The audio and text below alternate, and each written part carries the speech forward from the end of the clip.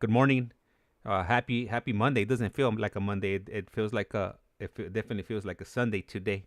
Anyhow, before we continue, I'm just waiting for the call right now. I want to go ahead and give a shout out. I want to go ahead and do a collect call from roll call. First up is gonna be a ICEMAN, Fish Slayer SoCal, Lifestyles Chronicles, Mad Max 408, and M Star Media, Marlene LBCK 15, Righteous Monkey, Richard M from Colorado, Biddy K, drew.p.huevos, Amy, Manny C, LA Analyst, Aqua Amigo, Angel from 805.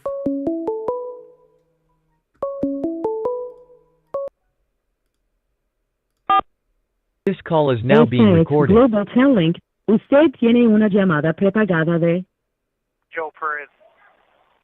un preso recluido en de la prisión estatal de Centinela, California. Esta llamada y su número de teléfono será controlada y grabada. You have a prepaid call. You will not be charged for this call. Para aceptar esta llamada, diga o oprima ahora el 5.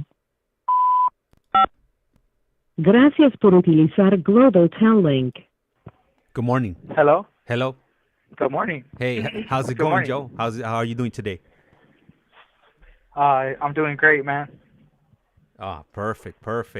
And right now, before you called in, I was actually reading off. I was doing the roll call, the collect call, roll call, if you will.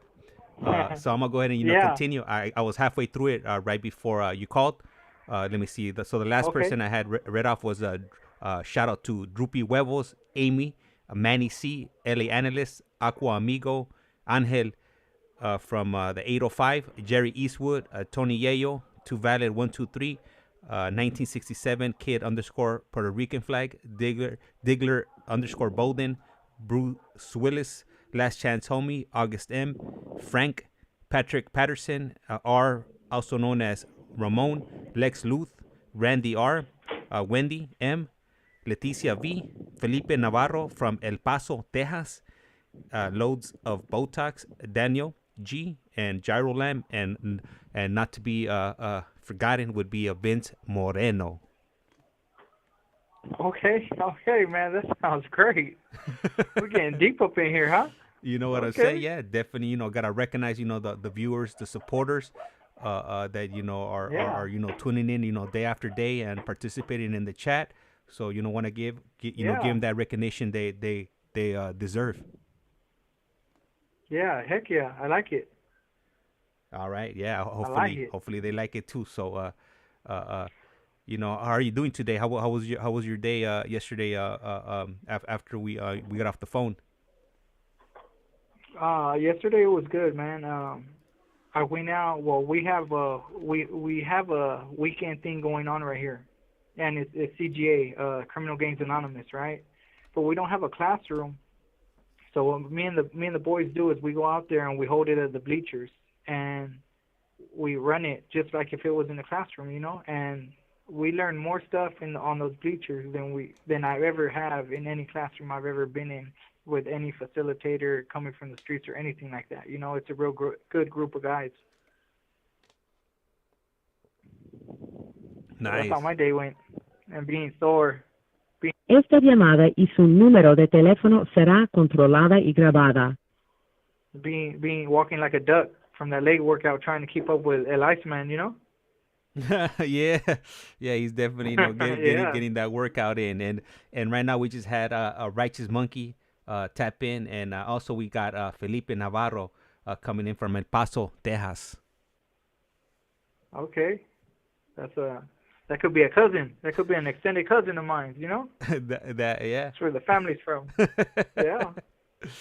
yeah. It's funny because hopefully they caught the shout out when I was reading off that roll call. If not, they could go ahead and catch it on the rebound. Yeah, absolutely. Yeah. My little cousin over there in Texas. Hey, you never know. There's always a possibility, Yeah. We set up roots everywhere. Yeah. And if not in real life, then through YouTube. That's my cousin through YouTube. Yeah. So yesterday, where we left off, you were gonna get into your next journey, which would be your the next prison, on the list of prisons that you ended up at. Definitely looking forward Yeah. to hearing your journey. Because Okay. I think a lot of you are on the same. You guys go through the same journeys, but everybody Yeah. has a different journey. They're same, but they're different. If you will, if that makes any sense. Yeah. Yeah. Absolutely. There are like a million different things you could go through. Like your road can. We're all traveling down the same road, but there's a million different lanes going up it.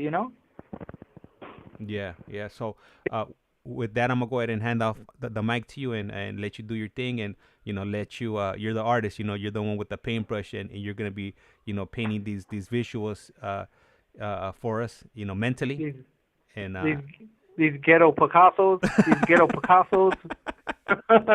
Okay, I see that. yeah, yeah. Yeah. Okay. Yesterday I was like I had got to Calipat, but today in the morning in the shower I was thinking about something, and I wanna backtrack a little bit to New Delano. Now I mentioned the SAP, and I mentioned like how I thought it was BS, and they were teaching us real good stuff at the same time, right? But I wasn't ready for it, so I wasn't accepting none of it. I was like, you live in a different world than us. One thing I want to say, going back to that SAP, is aside from the teaching, they opened us up because here we are, like the worst of the worst, and they're coming and they're doing this program in 2006, 7, 8, 9. It closed in 2009, in late 2009, because of the economy. Like the contract, the bid ran out, and they couldn't redo it, right? But while they were there, keep in mind, I had already mentioned how me and Devious got close because of that program, because we were coworkers, because we were neighbors. Like it took a lot off me. It started taking my walls down. And here's another thing that I didn't mention that was so big to my eventually my recovery, because right there I'm my mind's all jacked up. They had us celebrate holidays.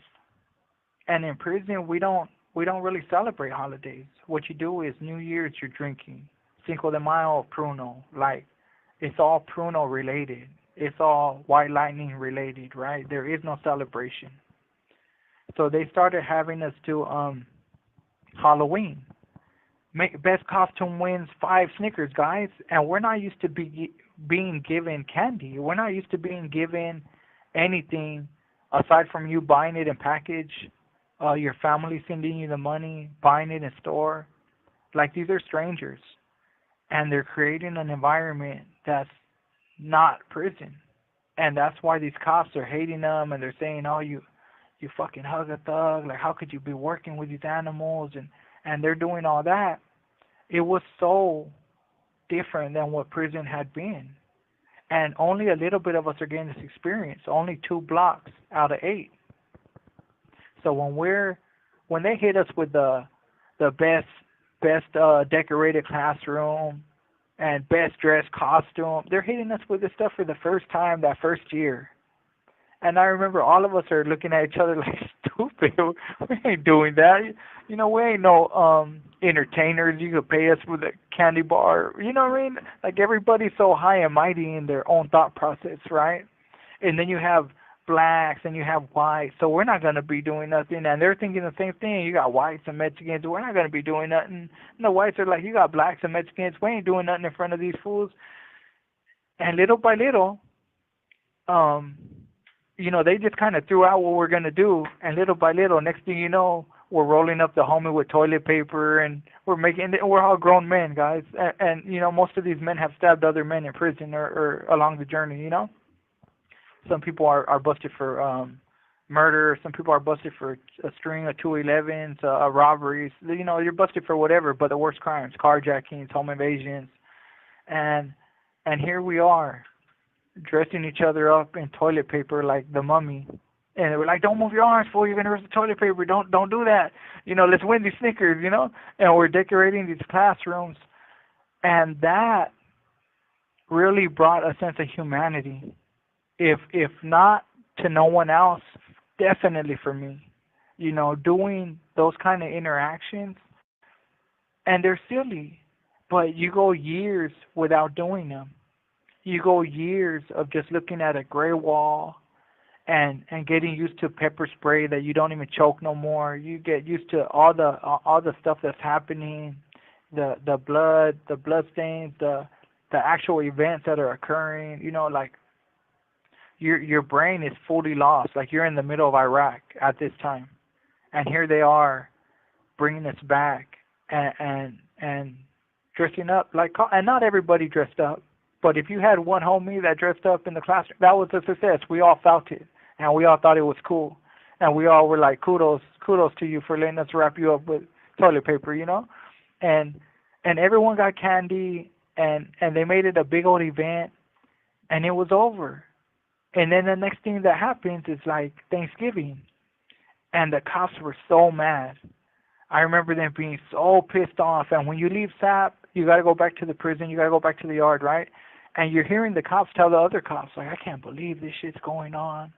Like, what's prison come to, this and that, right? And as an inmate, you're just like, well, whatever makes the cops mad, it's good for me. So let's keep going, And for Thanksgiving, they took us to the visiting room. And I had mentioned earlier that, not a lot of guys in prison get visits. It's like a 10%, if that, on every yard out of... No, it's not even a 10%. Esta llamada y su número de teléfono será controlada y grabada. I want to say it's less than 10%, guys, of 1,000 men that get visits on a yard, because only like 25 inmates, if that, fit in a visiting room Saturday and Sunday. And some of them are interchangeable. I get that. Sometimes I get a visit this week and not next, and another guy fills the spot. I get that. But it's still such a small amount of inmates that go to the visiting, You could do 10 years and not get no visit. You could do 20, 25 years and not get a visit. So for those people, on that Thanksgiving, I think it meant more to them, because you got all these staff members that brought in all this catered food and all this turkey. And in prison, we don't even like turkey because we're used to the prison turkey they give us. So nobody likes it. But that day, everybody loved that turkey. That day, everybody was popping sodas in the visiting room. They might have had the warden in there. They might have had a captain. They might have had some high up COs, right? But, that wasn't really them at the time. They didn't really like this kind of behavior, this kind of interaction, this kind of nothing. And what it was doing for me was making me realize, like, this is normal. Like we are living an unnormal life, not celebrating these things. We are living an unnormal life, like not even experiencing or trying to experience any kind of joy, because our joy was twisted. So I wanted to double back on New Delano and the SAT program, because they did this all 3 years. They never stopped. And sometimes they will fight with custody, and they're like, they can't tell us nothing. We got the contract. And custody will be like, you can't do that, security threat, can't do this, and they would do it all.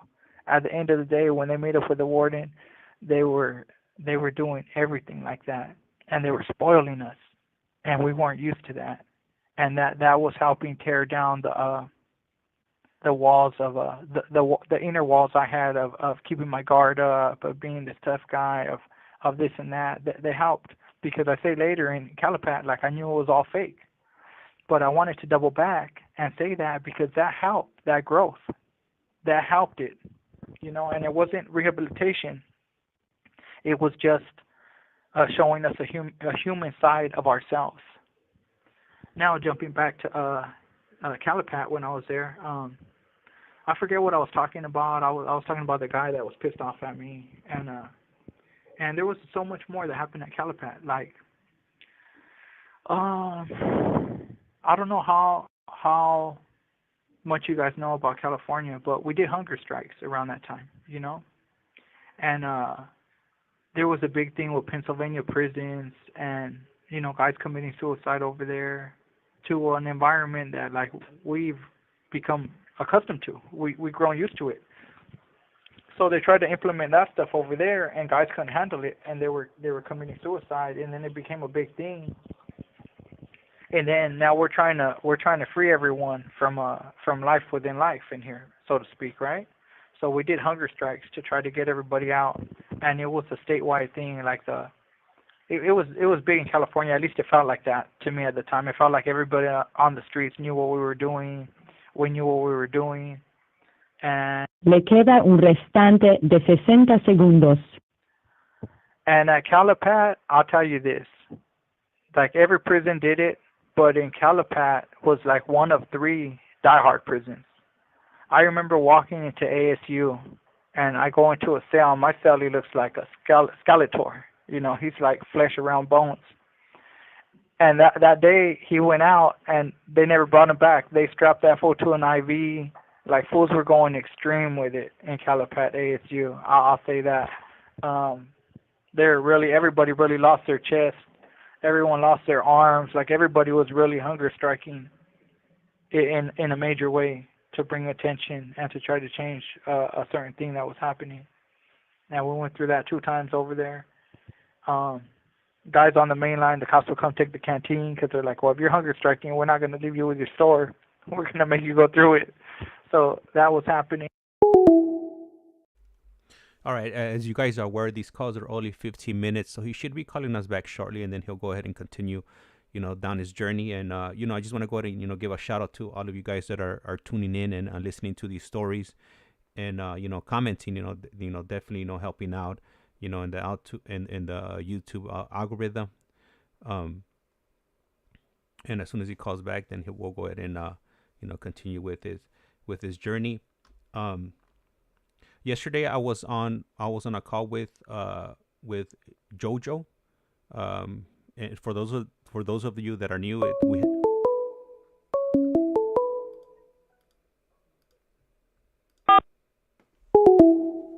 all right, so the call got disconnected. So, for anybody that's new here, we have 2 different Joes. And the way that you're going to be able to differentiate between the 2 Joes, this Joe, we're going to go ahead and refer to him as Big Joe. And he, so far, he's the only person that I brought in so far that I haven't shared his CDC number with the audience and the viewers. The other Joe, you'll be able to tell that his CDC number is being shared on the stream. So if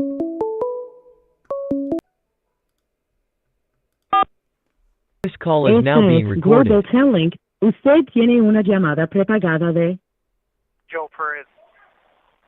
un preso recluido de la prisión estatal de Centinela, California. Esta llamada y su número de teléfono será controlada y grabada. You have a prepaid call. You will not be charged for this call. Para aceptar esta llamada, diga o oprima ahora el 5.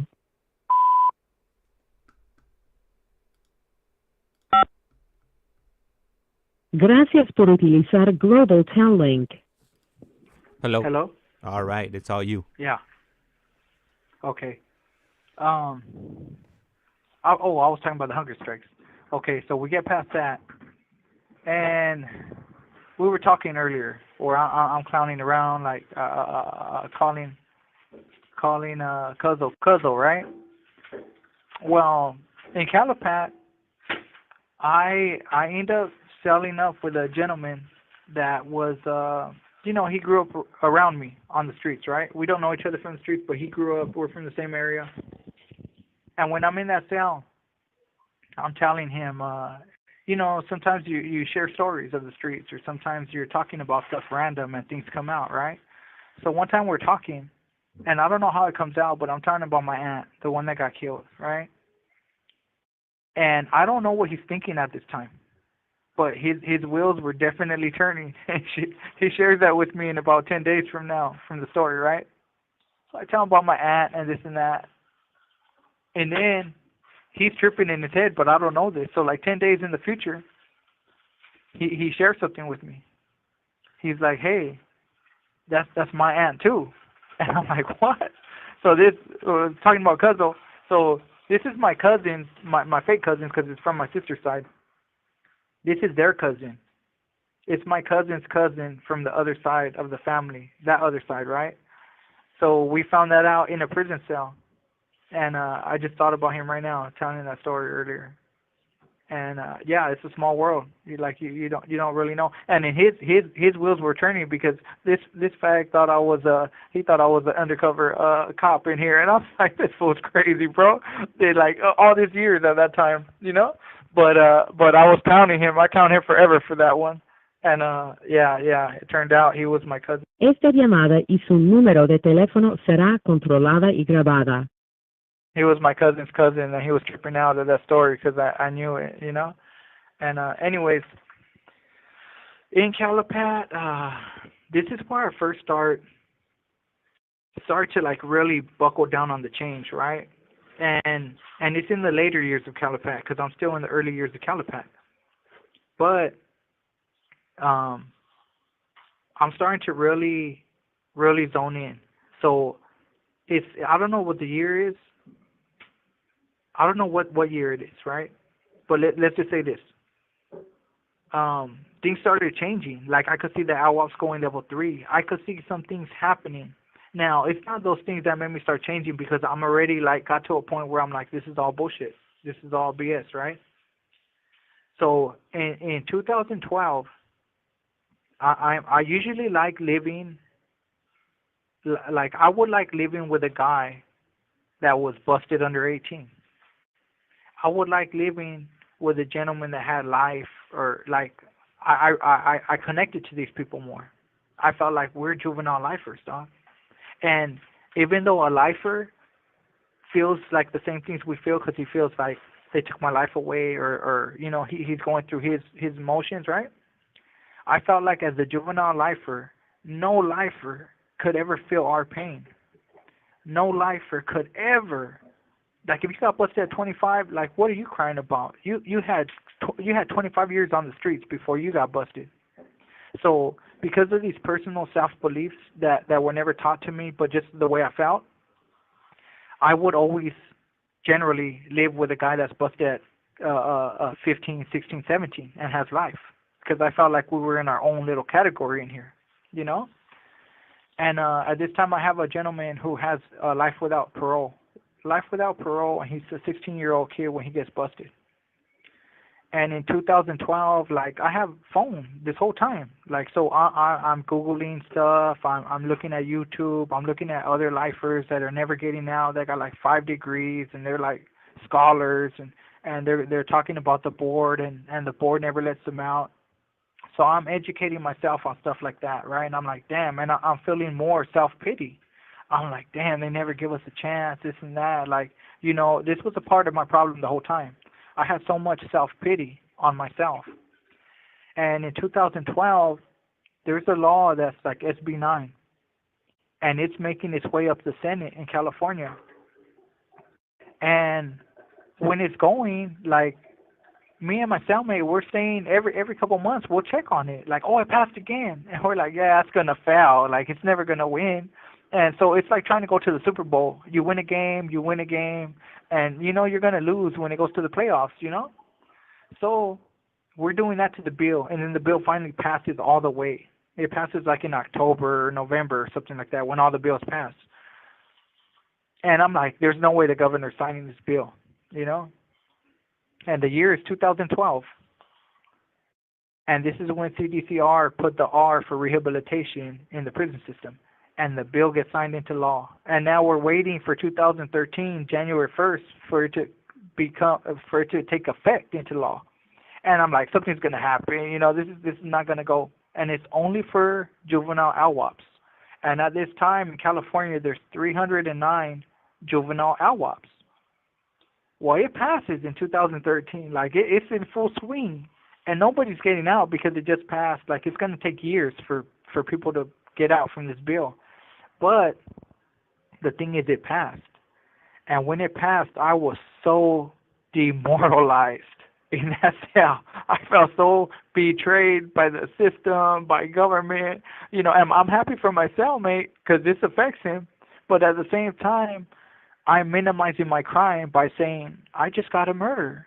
Like, they literally wanted to give you death penalty, but they couldn't do it because you were 16. That's the only reason you got life without, right? These are the conversations we're having in the cell. And he's like, don't trip, fool. Like, Like, it's going to be good. Next year they're going to pass yours. I'm like, man, life don't work like that. I'm done forever. But I'm glad you're going home. Maybe. Someday. Maybe. You know? Because the laws are so new. Like, we don't even know if they're going to let anyone out. And California's not a state where they let people out. But in all that, I don't believe next year the law's going to change for me. I'm still very much like I got life forever in here. And in the near future, I find myself in ASU. I find myself in the ad seg. I go to the hole, and then from the hole I go to an ASU, which is like a more secured hole. And in the ASU, I've been here a lot, right? I want to say something. ASUs didn't always exist in California. They started making them when I was in Salinas, like in that 2005 era, right? So they made a extra hole in every prison in California, and they call it the ASU. And it's a drive. You got to drive to it, and they put you in there, and there's like long wings and a hallway in front of you, and the hallway has no door. Like, you can't see nothing. It's just a wall. So they put you in the door, so you're all on the right side, and on the left side it's just a long hallway. It feels isolated. Now, when someone's getting stabbed in their cell, in the hole, there's kind of like a saving moment. You know, there's kind of like other inmates are going to be hearing it. Other inmates are going to be looking out their door. Maybe the tower looks at the inmates all looking out their door. Maybe he looks where they're looking. Maybe he sees it going on. Maybe he hits the alarm, right? So there's a lot of maybes to help you out. And in a yard, when someone's getting stabbed, there is always cops right there. There's always towers. They got these guns. They got mini 14s. They got cops with batons and pepper spray and bombs. There is cops to see the stabbing and go over there as slow as they go or as fast as they go. They're there to see it. So they're there to eventually go and try to break it up, right? But in an ASU, you got that wall in front of you. And if you're getting stabbed in an ASU by your cellmate, it can be a very ugly feeling, right? Because the hope for someone to save you is slim, you know. And in your mind, if you're getting stabbed, I can only imagine that you're like, that's it. This is it. I'm going to die in here, right? So in prison, a lot of times, everybody knows what's going on, you know. And sometimes don't. Sometimes people are completely sideblind, right? Don't know what's going to happen, and it happens. But in this situation, everybody knows what's going on. And we used to have a fishing line that used to run the whole tier. And then the homie's like, hey, fool, cut the line. And that's the first sign. Like, if you're in trouble, if you think you're in trouble, this should be the first sign to wake you up, and like your heart should be racing now. You should be zoning in, like, okay, this is how I'm going to take the weapon away from my cellmate. This is how I'm going to do this. I am not dying. I'm not losing. This is when all these things should turn on in your brain. But some people don't get it, and some people ain't experienced like that in prison, right? So what one man sees, another one don't. So they cut the fishing line, and the fishing line is where you pass food, pass kites, because the doors are locked. So you're passing stuff under the doors. Well, the line goes in, and it's like, all right. And then now you could hear everybody turning down their TVs because we know what that means as the inmate. So everyone's, instead of turning it up like you should be trying to make, in a criminal aspect, try to make more noise so they don't get caught, everyone's doing opposite to say you. Everyone's lowering the TV. So it goes to like a dead silent. And if you ever been in prison, like on a 180, when you feel that dead silent, you kind of know it's about to rock right now. But we're in the ASU and everyone has a cellmate at this time.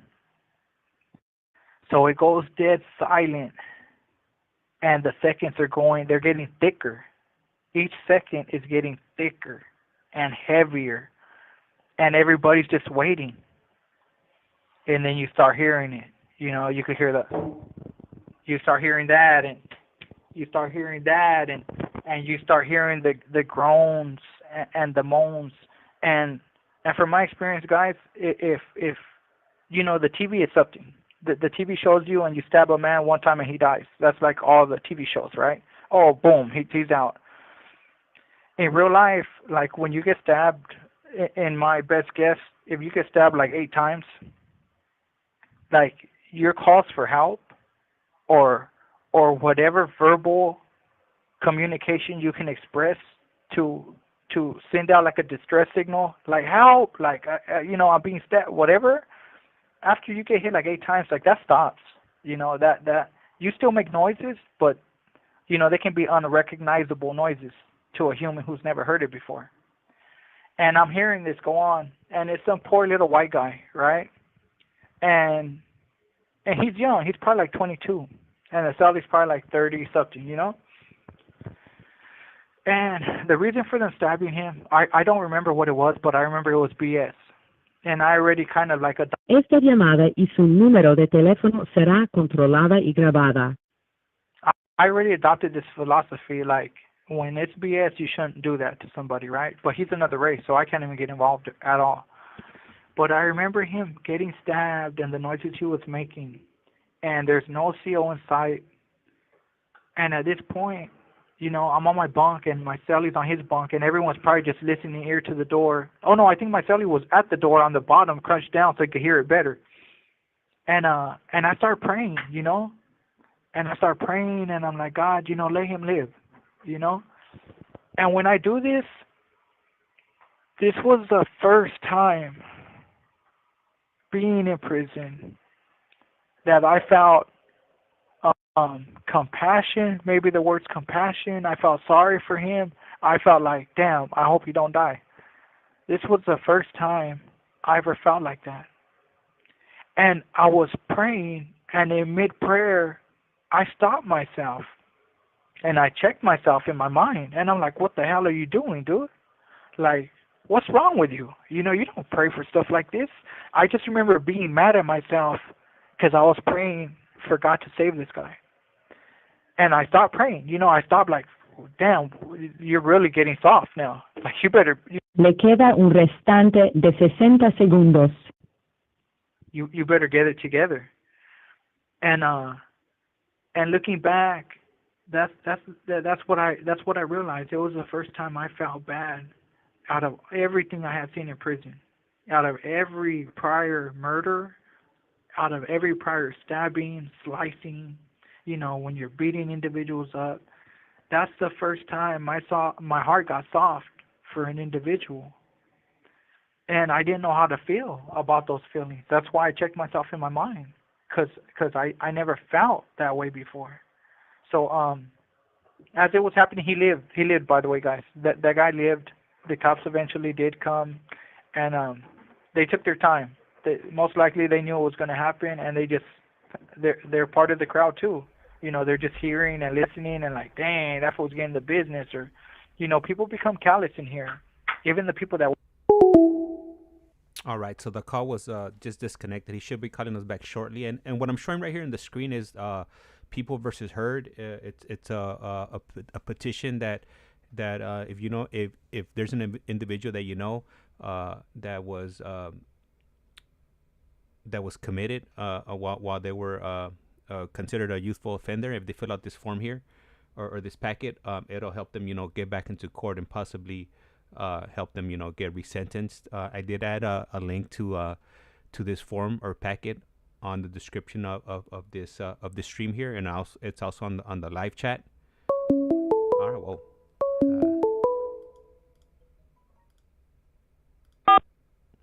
This call is now being recorded. Telling, usted tiene una llamada prepagada de Joe Perez.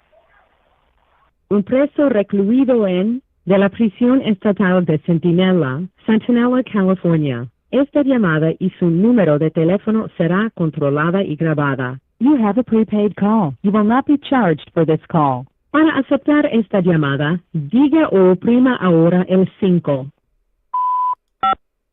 Gracias por utilizar Global Tel Link. Hello? Hello, Joe? Yeah. All right. So I'll hand off the mic over to you. Okay. Yeah, that ASU stabbing, guys, in 2013, it woke me up to a new me, right? That I did not know was in there, but it took years of building, of nurturing, like going back to my wife, going back to the learning emotions, going back to the SAT program, going back to all the stuff they were teaching me, right? Here's an example of where I don't know how and where it all goes together, but I feel bad for this guy. And like I say, he lived, and I got out the ASU, and at this point, I go to another yard. Like I was on A yard that whole time right there in Calipat, and now I'm gonna go to B yard in Calipat, and I started off in C, so B yard's the last one I'm gonna end up on. And when I go to Calipat, when I go to B yard, I haven't shared this with you guys, but I have a family member out there, and we end up selling up, and he ends up telling me everything like that happened with my mom in 2008 economy and how hard that was, So I'm finding out all this information and like a lifetime of information in the cell now, because now I can ask them like, hey, what happened here? What happened there? And hey, what happened when I left? And he was like, all the family just stopped talking about you. He's like, for a while, like he goes back where everyone's talking about you again, but when you first left, everybody stopped talking about you. And we didn't know to ask questions because we don't even know you're gone. Like when we realize you're gone, they're already talking about you again, and you're in prison at that point. Like I had already went to juvenile hall, I had already went to the county, I had already lost trial. And my family member, it's sad because I know I influenced him. We got into all that. We got into talking about like what are your last memories of me and stuff like that, And I influenced him so much in the wrong way, and he don't even look at it like that at this point, right? And at this point, I'm getting older. So when he's telling me the like how I influenced him, he's telling me the stories like with a smile and all happy, And I have a smile, and I'm trying to be happy too, but inside it hurts. It hurts because I helped him get there, and that hurt.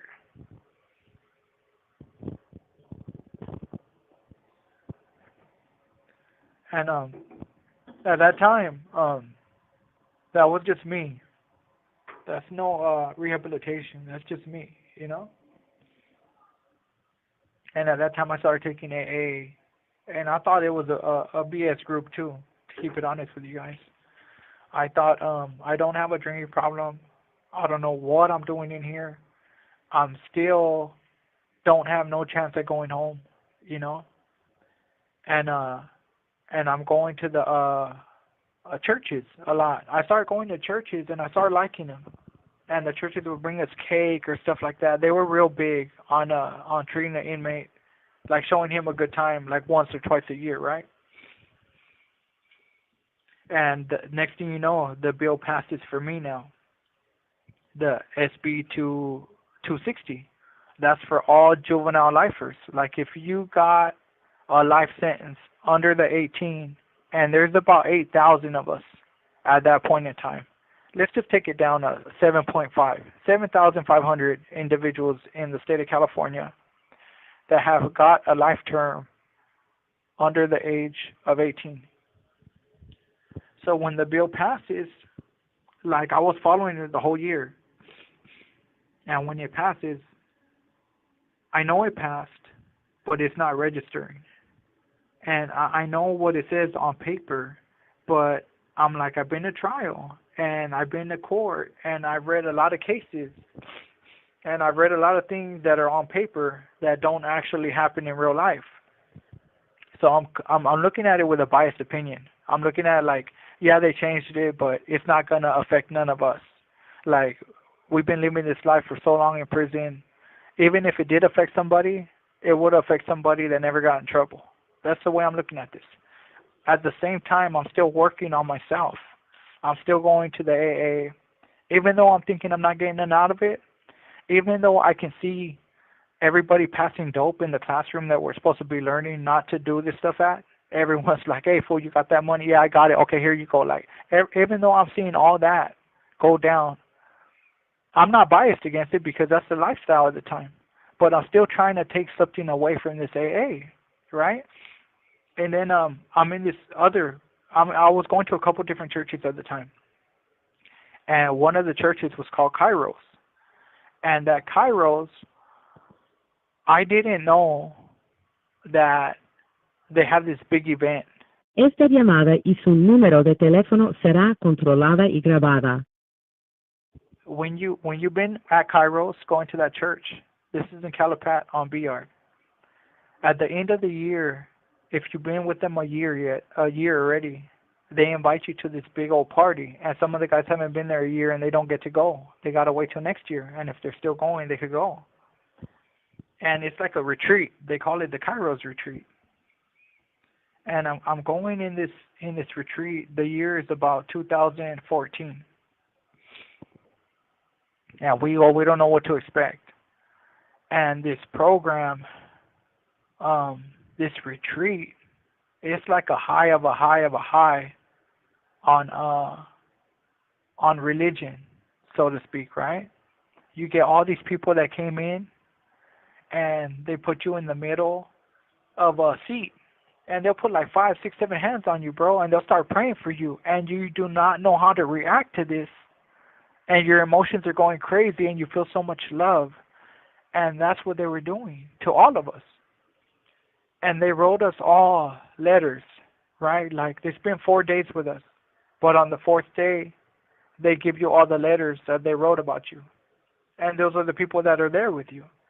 And they put candles and they make you read them. And it's a strong program. And that program, like, keep in mind, the environment is killers of the killers from the streets. When it was said and done, we had 4 homies that converted to Christians at that last day. And it was so strong that I was like, man, I should just leave everything right here. Like, I should just convert. And being a Christian in prison, guys, it's not like being a Christian on the streets, right? Like, in here, if you say you're a Christian, like, everybody will be on you. You know, if you try to backslide, oh no, it'll be bad, bro. Because if you say you're a Christian and you're confessing to your respected car that you're in, that, hey, I'm gonna go Christian, guys, they're like, okay, cool, like, we wish you the best. But at that point, if you have a drug problem, if you're an addict, if you're addicted, and you try to get high after that point, it's gonna be bad, bro, because you just lied to us. You just said you were this and that. So these 4 guys that were found their calling in life, if they backslide, it's gonna be bad. You know, even if not saying, but like, say a guy's looking at porno in here and he's a Christian, everyone's gonna be like, what are you doing, fool? I thought you're a Christian. Like, no matter what, it's you gotta walk a straight line. It's what I'm trying to say at that point in your life, because they won't let you backslide. You know, because there's no coming back. There's no coming back to us. That's the way they're gonna look at it. So if there's no coming back to us and you're walking a crooked line, we don't even have to respect you enough to keep you here in peace. Is what I'm trying to say. And that Kairos was so good. Here's another thing about the Kairos, guys. Keep in mind, racial lines are drawn in prison, like through gangs, but they're there, you know? And here I am in Calipat State Prison BR. And we did not know this. They told us one of the days, they were like, hey, if you were free, if you didn't have life, if you didn't have all this time, what would you eat tomorrow? And we don't get it, you know? Or maybe they pose the question differently. Well, what would you eat right now? You know, maybe they say that. And nobody catches on. and everyone's saying I would eat shrimp and I would throw crab in there and I would do this and that, and some guys say, hey, I will make a spread like a prison. I will eat the same thing. I'll get some big old tortillas. I'll get beans. I'll get rice. I'll get meat. Everyone's saying what they say, and nobody is wise enough to know what's happening. And these guys from Kairos, they were taking notes. Like maybe they were mental notes, but they were listening. And the next day we walk in, and there's shrimp, there's crab, there's oysters, there's this, there's that, there's everything. And as an inmate, you're just blown away. You can't believe that they were listening, that they were taking note, that they got you what you wanted to eat. So we had like 5 or 6 tables, and each table was roughly what everybody said. So they break up the table, and that's the seafood table, and this is the prison burrito table. Them folks regretted that one, but this is the prison burrito table. This is the real burrito table from the streets. This is that. This is the hamburgers and fries, right? They went out of their way, guys, and they made us feel real special that day. And another thing they were doing since day one is they will say, sit down. So the Mexicans sit where they sit, and the blacks sit where they sit, and everyone's sitting where they sit, like you're going into it as like a gang mentality for conditioned reasons. So every now and then they will say, okay, we'll number the guys 1, 2, 3, 1, 2, 3, 1, 2, 3, and then they'll say, now switch. All the threes go to the sevens or whatever it was, right? So little by little they were integrating us on B yard. And now blacks won't usually sit in the middle of us, or we won't sit in the middle of them, or white guys, right? So at the end of the group, they had us already like comfortable with each other. Break up into tables. You guys go there. You guys go there. And homies want to stick with maybe your best friends in there, and the blacks too, or the whites too. So they were breaking that up, and we didn't even know they were breaking it up. So when they bring the food, like we're already made friends with people we want to talk to, you know, and they give us this food, and now we're on level 4 yard. You know, it's B yard, man. This is not SNY yard. You know, we're eating with blacks. Blacks are eating with whites. Like everybody's eating together, and everybody kind of might have felt funny when it first was happening. But you know, when you're like. Because, you know, they might have concerns like, dang, if the homies find out, we're going to get blasted, fool. Like, that's why they might feel funny. Because at the end of the day, you got to go back to the prison. Like, this is only this little bubble in this little bubble. But what happens when you go back to the yard and somebody says, hey, that homie right there, he ate with blacks? And that's against the rule. What happens when the white guy says, oh yeah, we were eating with the Mexicans and blacks? What do the Hal Hitler guys look at him like, right? So these are deep concerns in prison. There's no way I could sugarcoat this. I'm just being dead honest. So people are probably feeling funny because they're like, damn, like, is this shit gonna come back and bite me in the ass? Like, maybe I shouldn't have even came to this Kairos. Maybe this, maybe that. But long story short, we all ate with each other. Le queda un restante de 60 segundos. Like maybe I'm tired of the Mexican food. Let me go to the shrimp, the seafood table, and everybody's intermingling and going to other tables. And there's so much food we can't finish it, you know. And it was a great experience. And I'm happy I experienced that, and I'm more happy I experienced that where I was when I experienced that, because we got to share our feelings about how we thought about that after we ate, you know, and everybody was on the same page, man. We're all men, you know, like we started seeing like these stupid rules we have that they shouldn't have been there in the first place, you know. And of course that was a part of my change and my growth, and it really. Esta llamada y su número de teléfono será controlada y grabada. It really affected me when I look back on it and how good it was to me, you know.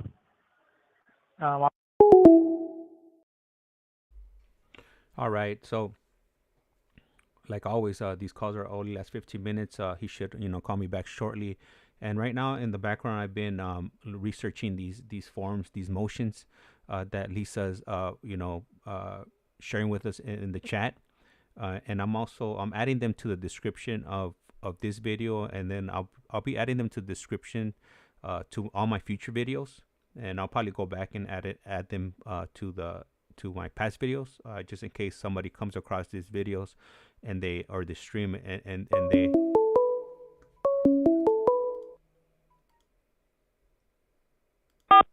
This call is now being recorded. Usted tiene una llamada prepagada de Joe Perez.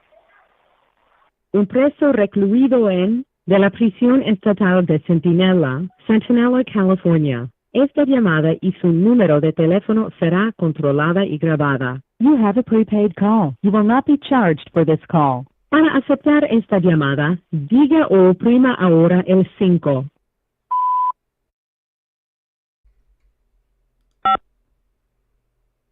Gracias por utilizar Global Tel Link.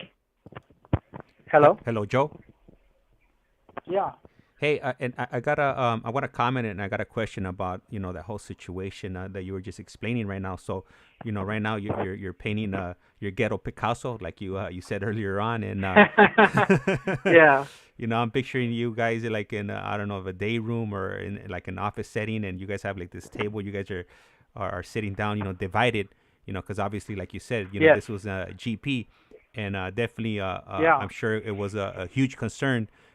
For everybody that was participating in this food or this dinner. Yeah. But I'm sure Yeah. like you guys, everybody was excited because like you said, you're in prison and this is food that you normally don't get to eat. That's true. On a scale from 1 to 10, how hesitant were you to intermingle or sit next to another race or another group? Personally, right there, I was high about myself, right? So I needed to see another Mexican do it before me, and I needed to see another Mexican do it after him. Like these were things that I needed to see because I could keep your secret, I could keep your secret, bro, but can you keep mine? So from my perspective, I wasn't the first one to go jump in there, bro. I was like, I want to see a homie do it. And when they first, when we walk in there, it smells like food. And then we don't know that they're going to, like, you guys got to eat with each other. We don't know that, so everyone's happy, yeah. But then the concern kicks in and it's like, shit, okay. And, some races are more willing to do it than others, and maybe the politics are different. Maybe they don't have to fear that much, But in our rules, in our guidelines, shit, you got to fear that. Like, you know what it is. You get back to this yard, you know what it is. So I needed to see that, and we're all looking at each other in the eyes when we realize what's going on. Everyone's looking at everyone, and I'm giving head nods, like, dale gas, homie. Go ahead, like it's good, And so we're just right there, and then a homie will stick his hand down, and I'm still with the head nod, like, that's it, fool, like, this is different, And so, but I wasn't gonna be the first one to do it. I needed to see other people do it, and I'll say around when like 8 people or 10 people did it, then I jumped in. I wasn't the last guy either, but I wanted to feel comfortable. I needed to feel comfortable, and yeah, that for sure, that's a different a real concern, And it was in a church, by the way. It was in the church. Okay. Yeah, and when we first went in there, there's no tables or nothing. So it's a big circle. It's like a 30-man circle of inmates, right? About 30 people or 35 people. They packed it up, and where all the blacks sit together, and all the Mexicans sit together, and all the whites sit together. So it's like 3 sections, and of course there has to be that end point where one black and one Mexican are sitting together, or vice versa, or the white guy, right? Esta llamada y su número de teléfono será controlada y grabada. They were breaking that up without us knowing they were breaking it up, because they know what prison is, and they've been to these things all the time, and they do this every year. So every year they have to break up a new batch and get them used to it, right? And kudos to those guys, because for doing that, because I know that took a lot of walls down for me, for sure. There's nobody, I think, that was untouched by that program. Those 4 days of feeling unconditional love, you know. Yeah, yeah, and just to you know, just to clarify. So there was a genuine fear, right? Of because obviously if somebody wants to use that against you and stab you off the yard, that'll be the perfect opportunity to use something against you, right? Yeah, yeah. This is a for homies, for Southern California homies. We are very violent towards each other. You know, we hold rules a lot higher. We're tougher. And there's something I'm going to say right now. I'm going to double back to when I was on C Yard in Calipat. That's the first yard I was on. Now, when you're on C Yard, you could put in for the law library. And what they do is they take you in handcuffs, and it, maybe a chain waist, but for sure handcuffs, and they walk you to D Yard. Now, D Yard at that time, and still today, it is a SNY yard, you know? And I've never seen one. I've never seen one what the other side looks like. So here I am on GP, and I'm curious. And when I find this out, I go to law library for the only reason to look at that yard. I want to see what's over there, right? I want to see what's over here. Not because I want to go, but just out of curiosity, you know? I'm picturing all kinds of fools with scars. I'm picturing all this and that. Like, I don't know what I'm picturing, but I don't get what I seen. I was not ready to see, right? So I go to the law library with a group of guys, maybe like 10 of us, and we're cuffed up, and we go over there, and they got them away from us like a chain, a gated chain, and this is routine. So the cops know what they're doing. They take you, they put you in the law library, they uncuff you, and you have windows so you could look out. And when I looked out, James, this is what I seen, and it broke my heart. I seen 90% Mexicans right there. Now, when I see that, northern homies, they're like smaller in population in prison, so I know that can't be many of them. I know this is my own kind right here.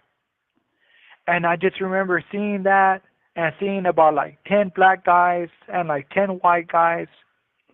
And I'm like, that's sad, right? Like, we're killing our own people. And I felt that. And I remember thinking, like, I had no idea, because I thought that it will be, I thought the numbers will be equal, so to speak, right? I didn't know that Calipat's SNY yard will look all Mexican. So when I see that, I'm like, damn, it hits again, because I've been knowing we're tougher. Our rules are more catered to like stab homies, I know that. So at this point, it wakes me up to like that sense. Like, if you're this race, it's easier for you. If you're that race, it's easier for you. If you're a Southern California homie, like, it's a uphill battle for you. And that's what woke my eyes up to that. And so when we're going to the future at the Kairos event, is it a deep concern? Heck yeah, bro. Especially for if you're out of Southern California and you're a Mexican. Because if that goes to the yard, like, somebody could push on that. And when we left the program, nobody talked about what we did in there.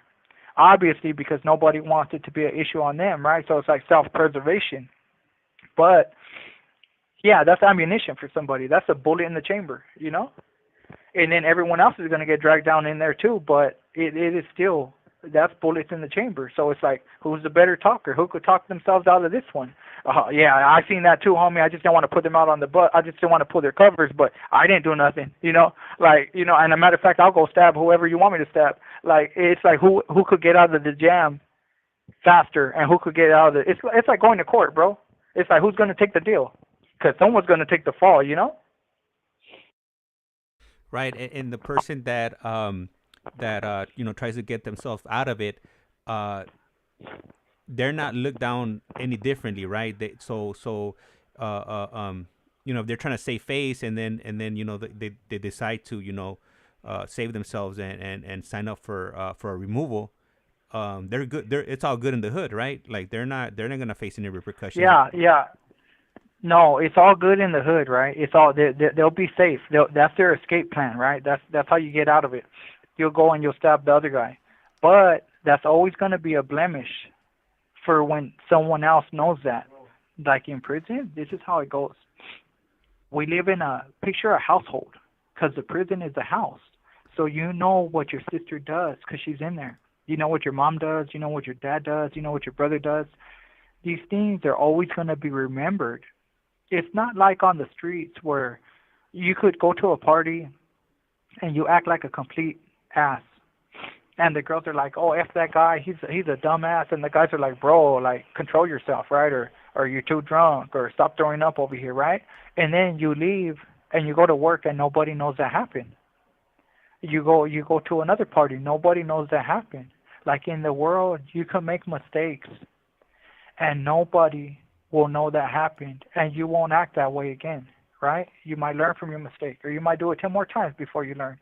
But the point I'm trying to make is there's so many environments out there that nobody will know about this. Now, in prison, that's different because we just live in here.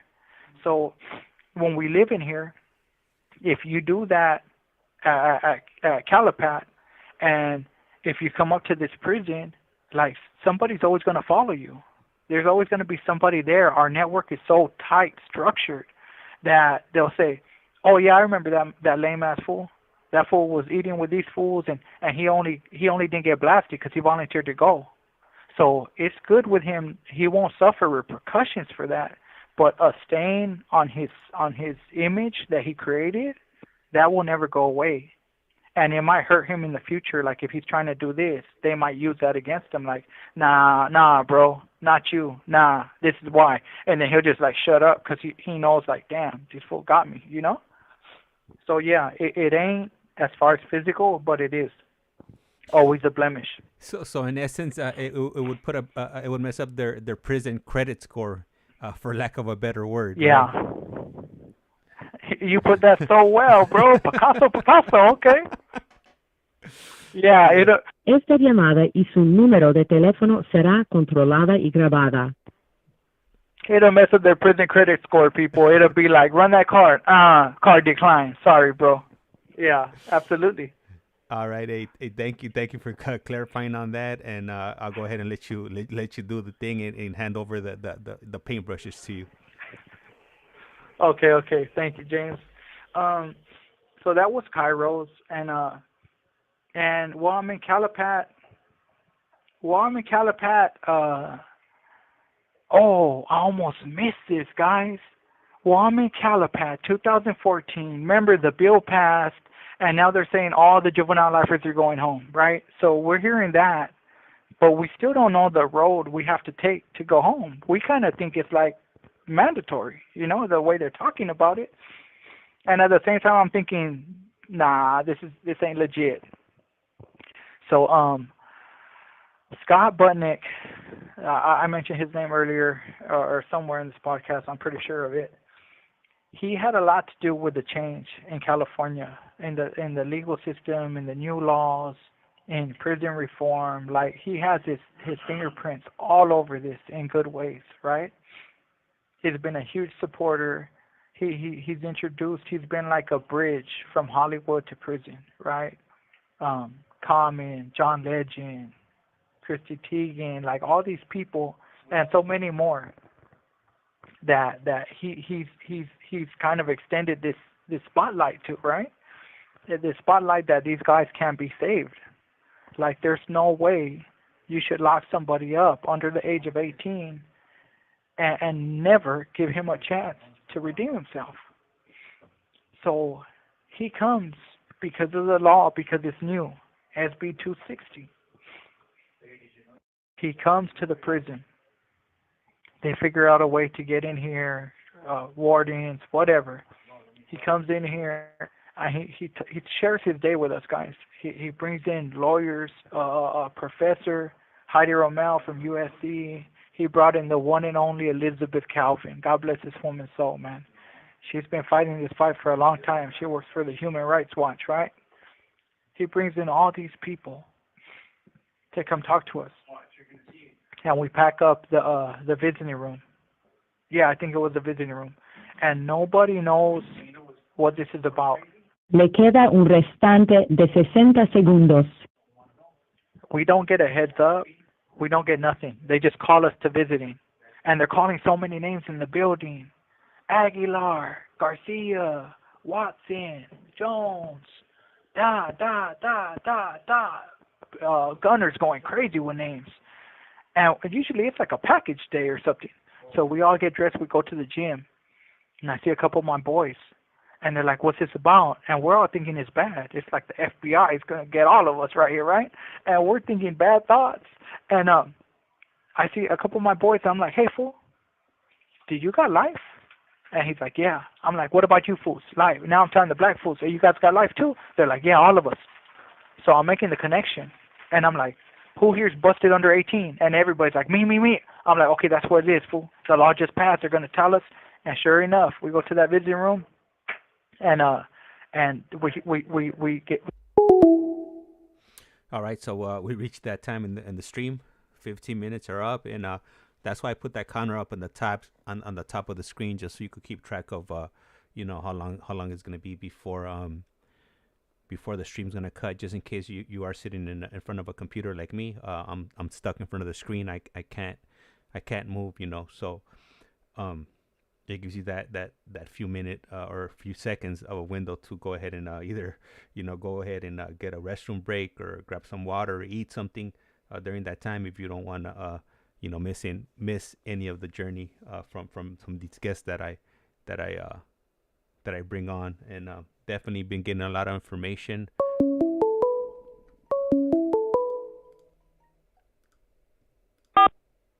This call is now being recorded. Global Usted tiene una llamada prepagada de Joe Perez.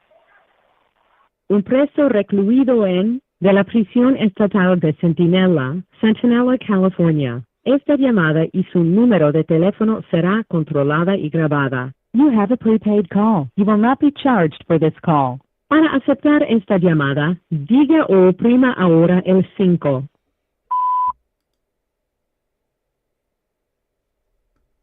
Para rehusarla, por favor. Gracias por utilizar Global Tel Link. Hello? All right. Yeah. Okay, so I meet all these. We go in there as a unit, like 100 juvenile lifers. Like, right, we pack that visiting room up like it's never been packed before. We got like 6, 7 lawyers and Scott Budnick. We got like 3, 4 cops right there. And they start laying the law. They start explaining to us what the bill is, how it works, what are the guidelines. And, Scott's so good. He's like, you guys are going to get out. You guys are going to get out now, And we're just sharing this news. And I remember Heidi, God bless her soul, man. She jumped on there.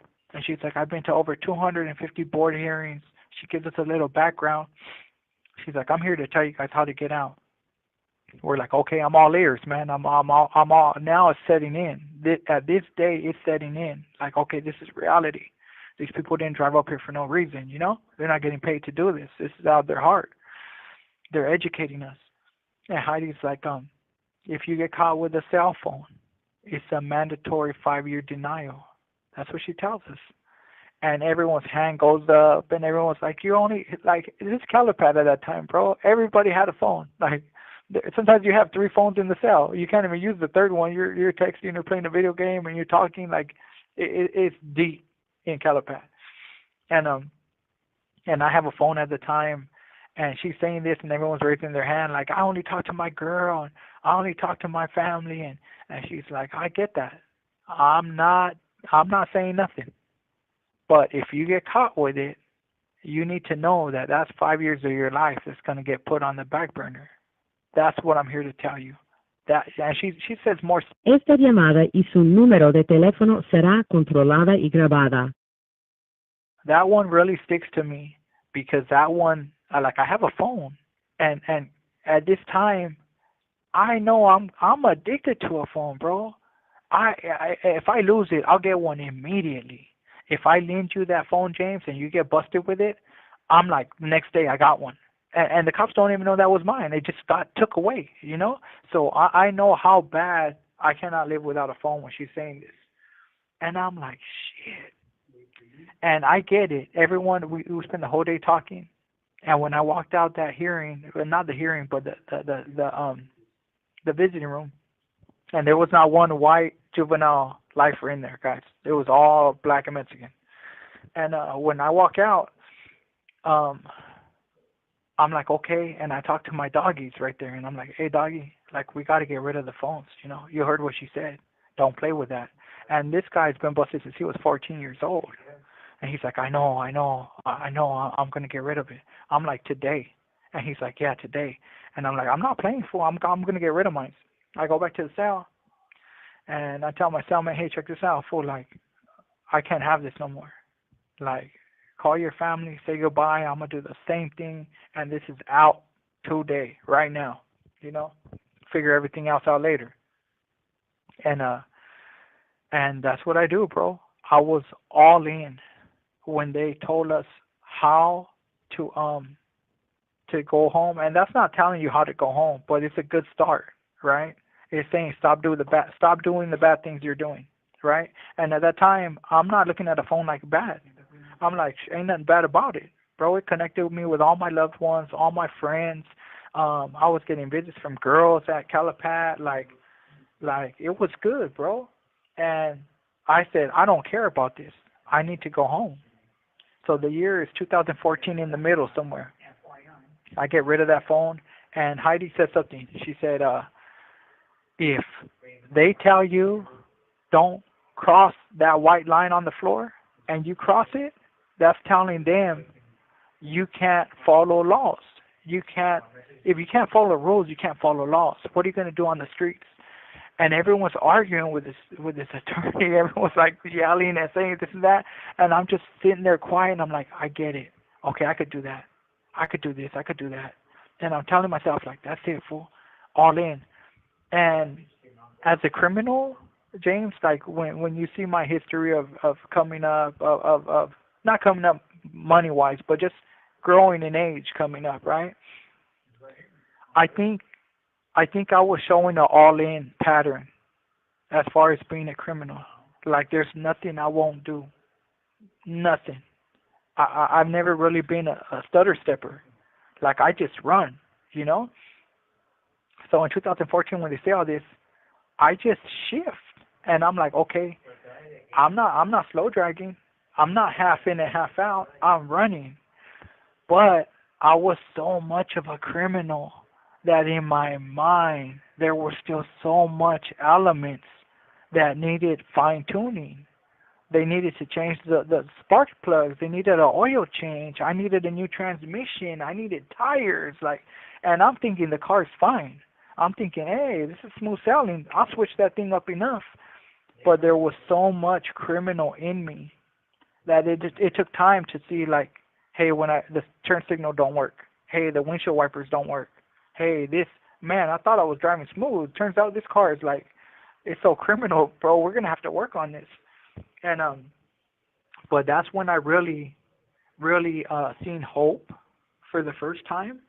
I think I was down 17 years. And that's when I felt hopeful that I might be home someday. Because prior to that, I thought I was going to die in prison. Like, I thought there's no way none of us ever go home. We're just going to die in this icebox, this warehouse of lost souls, right? And when that happened, the hope changed a lot of me. I already thought the game was bullshit. But with this hope, now it's starting to like create action. You know, I'm consciously like when I got rid of the phone, that was an action. Me talking to my cellmate saying, hey, I'm getting rid of the phone, that was an action because I'm scared to get caught with it. Like, I'm scared to make the board members mad. I'm scared of you telling me no, right? And this is the first time like I'm like facing fear and saying, okay, you're bigger than me. I am scared of you, bro. I am scared of the board. Like, I want to go home. Please let me go home, you know? And in 2015, something happens. It's called a consultation. And every juvenile lifer has probably already had these already, right? When you get to like 6 years of going to board, they will give you a consultation hearing, and they will give you a piece of paper, and the piece of paper says, this box, this box, this box says go home. These other boxes say keep you. And they kind of give you like a format of what will deny you and what will keep you in prison at that time when you go to board. And at this time, I don't have no high school diploma. I don't have no college. I don't have nothing, bro. I just been in prison, just jailing. I've been jailing the whole time. In the county jail, in Tehachapi, in Salinas, in New Delano. I went dormant. I was trying to turn invisible from all the heat I had. In Calipad, I started messing around again. I just been jailing the whole time. And to prove what I got to prove for it, well, who needs a high school diploma? Because at that time, no one's even looking at stuff like that. Like, you're never going home. So school's out, everything's out. And by the way, I had a homie in reception, and he did my test scores for me in school. So I got a 12.9 on everything. This little boy who couldn't read, right? So they don't even know I'm deficient. They don't even know nothing like that. And when the consultation happens, I take that fool so serious. And I'm telling him, hey, let's get done with the hearing because I want to ask you some questions on the side, you know? And he's like, okay, we're done with the hearing. What's up? And I'm like, how can I get out? Like how can I really get out? I know you said do this, do this, do this. I'm going to do it all, bro. But what else do I need? And he was like, right here you said you want to go home to your wife or whatever. And I'm going to tell you right now, if you don't go to a transitional house, you will never get out. And I'm like, well, why though? Like she works here, she does that. And he explains like, we're not just going to let you out and with no supervision. We want you out of the house so we can keep an eye on you. So if there's any little mess up, we grab your ass back and put you in jail. And I'm like, oh, well, that makes sense to me. I get it, you know? And he's like, all this thing you're going to work here, you better not say that again. We want to see you can make it on your own. You need a vocation. And at this time, I don't have no training, no nothing. I just been rotting my life away in jail. So he gives me the layout, and I'm like, okay, I got it.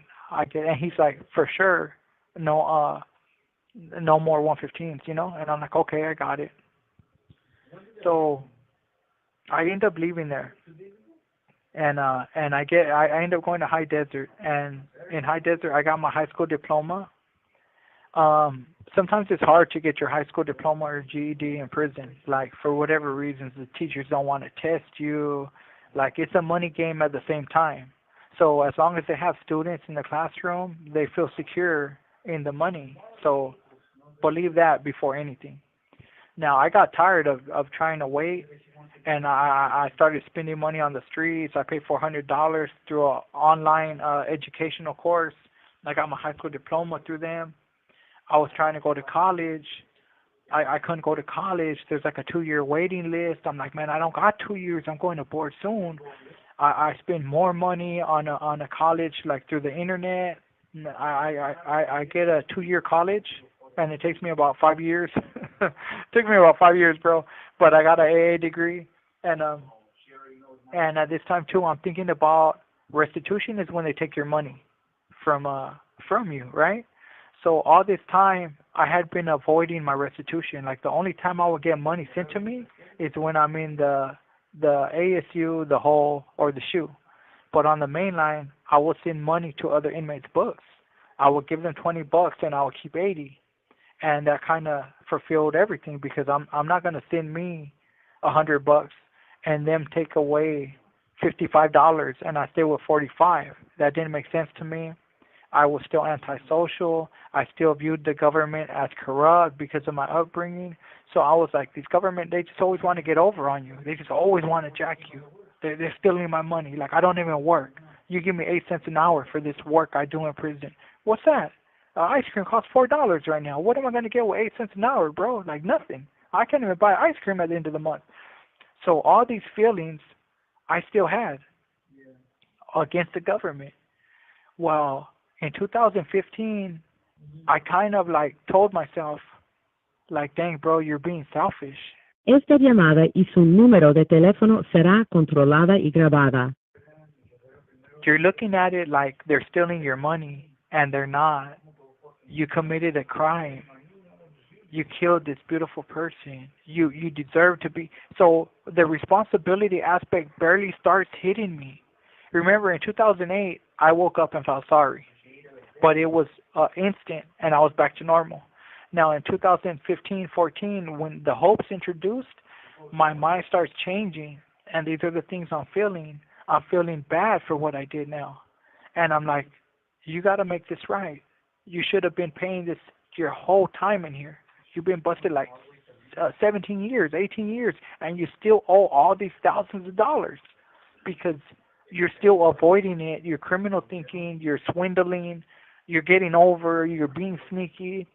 And I make a conscious decision right there to pay off my restitution. And it took me about 2 years, maybe 2.5 years. This is when I'm paying for the high school, paying for the college. And I end up paying the whole restitution off, right? And I was proud of that. That might have meant nothing to nobody, but it meant something to me. It meant something to me because I was like, okay, now you're being a man. And not a ramble man, not a macho man. Like, you're starting to... Le queda un restante de 60 segundos. So I paid off my restitution, and I was feeling so happy, bro. And I got my high school diploma, and I'm feeling it. And I get my AA, and I'm like, yes. And I am doing so much stuff. At this time, rehabilitation starts taking real form in the California prison system. I end up taking a victims impact class. I end up taking a GOGI, long-term offender program. Like, I'm doing all this. And I feel good about it. Like, I feel like I'm learning. I feel like I'm on the right path. I feel like I'm doing everything I'm supposed to do. I'm going to call back because it's going to hang up right now. All right, thank you. And I want to go ahead and give a big shout out to everybody that's participating in the chat. Lisa, she's definitely providing us with some really good information here. And I've added most of that information over to into our description of this video. Now I'll be adding that information also to any future videos, and most likely I'll go back to older videos and add that information, or those petitions, whether it's the Franklin petition or a Heard petition. I'll go ahead and add it to the videos, and hopefully it helps somebody that's looking to come home, get home sooner than later. This call is now being recorded. Global Telling. Usted tiene una llamada prepagada de Joe Perez. un preso recluido de la prisión estatal de Centinela, California. Esta llamada y su número de teléfono será controlada y grabada. You have a prepaid call. You will not be charged for this call. Para aceptar esta llamada, diga o oprima ahora el 5. Gracias por utilizar Global Telling. Hello, Joe? Yeah. Okay, so I want to go ahead and share something with you right now. Two things that I want to share with you, or maybe three. First of all, I want to go and congratulating you, for getting your high school diploma, getting your AA, and changing your life around and making conscious decisions, to be able to come home, with you giving up your cell phone. That was huge, just to show your dedication, because man, I know these phones, these devices could definitely be very addictive. And it makes it really easy, to reach out and be able to, touch your love, reach out and speak to your loved ones, opposed to, jumping on those phones, making, at this time, I'm sure that you had to, you had to get on a sheet, a sign up sheet, and, and you would get your 15 minutes. And if somebody didn't pick up, then you would have to wait, for the next time. So it just goes to show, your dedication. Also, while you were in the middle of your journey, or painting that picture for us over here, Lifestyles Chronicles put a message on here for you, and he put, Big Joe, keep your head up, bro. message is powerful, 100%. And he also, blessed you with 19.99. So that's gonna bring up your prison piggy bank. Is gonna bring it up to $70 now. Man. No, just thank you, lifestyle man. Thank you for that. I'm not even saying thank you for the money. I'm saying thank you for the message you sent. Thank you for both. And then the second one, I want to go ahead and give out Lifestyles Chronicle a second shout out, because he went ahead and bless the channel with $50. And what I'm gonna go ahead and do that, because I know last time I mentioned to you that I wanted to go ahead and send some headphones over to you guys, at least 2 pairs. I'm gonna go ahead and utilize those funds that he sent over to me, to provide at least 2 headphones that you guys could utilize as like community headphones. If somebody doesn't have any headphones, while they jump on these calls, then they'll be able to utilize that, to help out, with the audio and lessen the burden on somebody's family, worrying about, getting, having to get those headphones. So I know we still haven't worked out the logistics on that and who am I going to be sending them to, to receive that. But it's definitely in the works. Yeah. Just, whenever you get those names, then I'll go ahead and, send those over and keep on bringing this great audio to our viewers and listeners and supporters. Okay. Thank you, James, for that too. And lifestyle, man. You guys are amazing, man. Like, I'm speechless, Well, thank you. Thank you, and I want to go ahead and point out some of the things here that I know, like a lot of the things you've been through. Obviously, they've affected you one way or another, and I could definitely hear it in your voice. The raw emotion. You're not holding back, and it's not easy. You have your celly in there. Your cellies.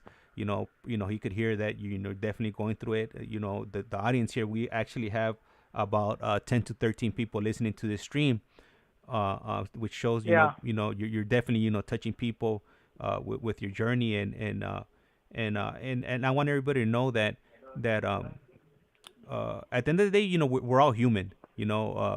Some have done some awful acts, made some conscious decisions, to take people's lives or rob them or things like that, and I don't want to take away from the victims, because at the end of the day, everybody that comes on here has a victim or made a victim or victimized a whole family. It's just not one person. It affects a whole community, to say the least.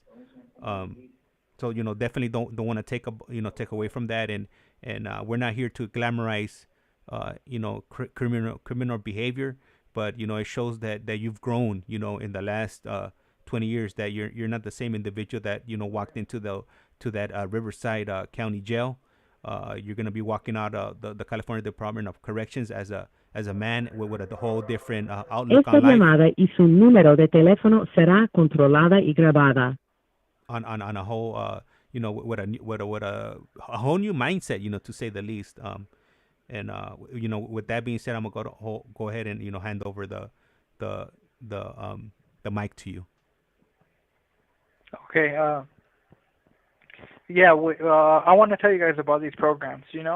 When I take that long-term offender program, there is 1,000 men on the yard, and I'm trying to do everything I can to get into these groups, right? Now, some of these groups are dictated by convicts. Some of them, they're just dictated, right? So you can't get into some of them. As much as you want, you're not being given that chance. Because sometimes the cops give the inmates, and they're like, you run this. Like, we don't want to do this. So at that point, inmates dictate who goes in and who can't, So a lot of these programs I'm mentioning, they were ones that I was able to get in fandango somehow. Maybe they were fair. Maybe inmates weren't doing them. But some, they bogarted. They bogarted certain programs that we needed, And I say this to talk about the long-term offender program. There's 1,000 men on that yard. Now, there was only 12 seats. only 12 people could get in on that program. And I had already taken the SAP in New Delano for 38 months, so I know what a good SAP looks like. And this one's only like 8 months, so I know it's going to be a cheap version of it, right? And when I get in, I really see it's so watered down, so cheap. It's like we're doing it in a kitchen that belongs to the prison where inmates are supposed to eat, right? 12 of us go in there. And in 8 months, 6 of us graduated.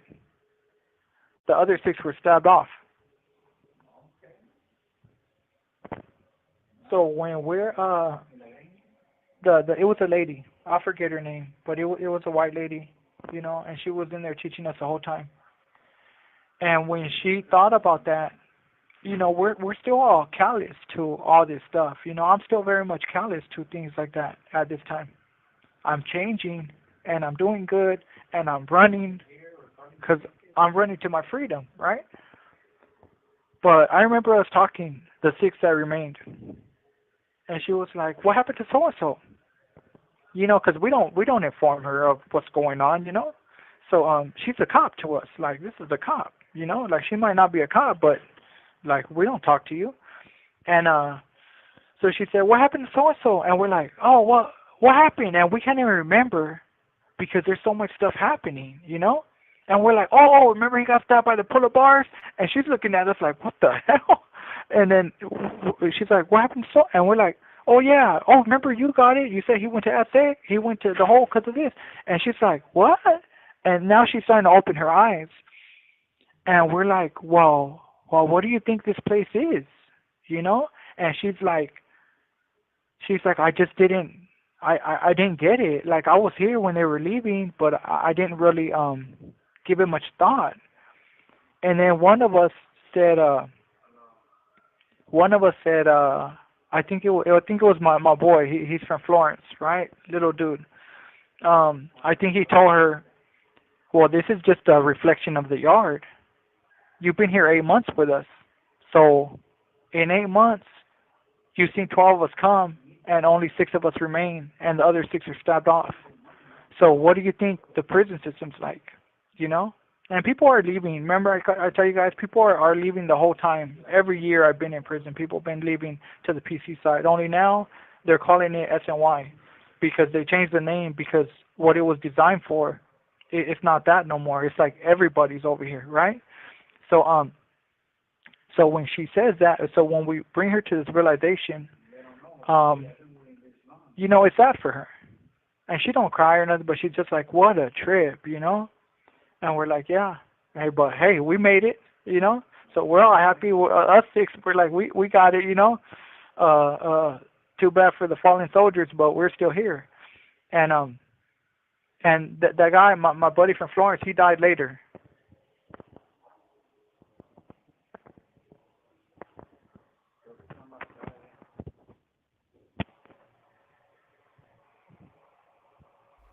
Hello, Joe. Yeah. Oh, okay. Sorry. Your phone went dead for a moment. It's okay, James. Yeah, he passed away, and man, when you look back, it's all for nothing.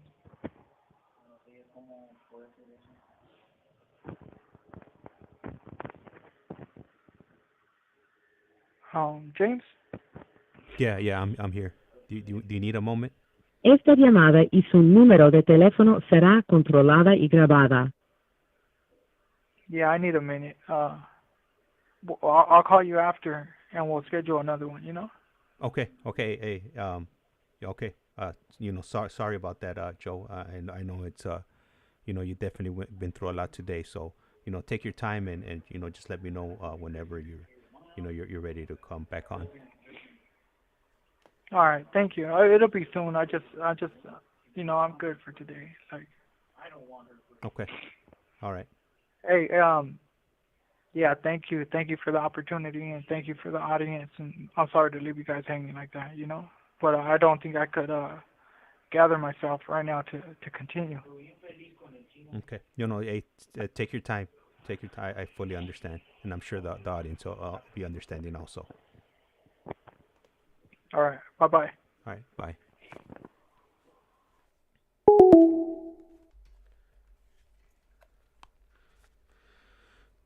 All right. So, he's definitely going through some things right now, internally with processing, everything that he's been through, and I'm not a psychologist, but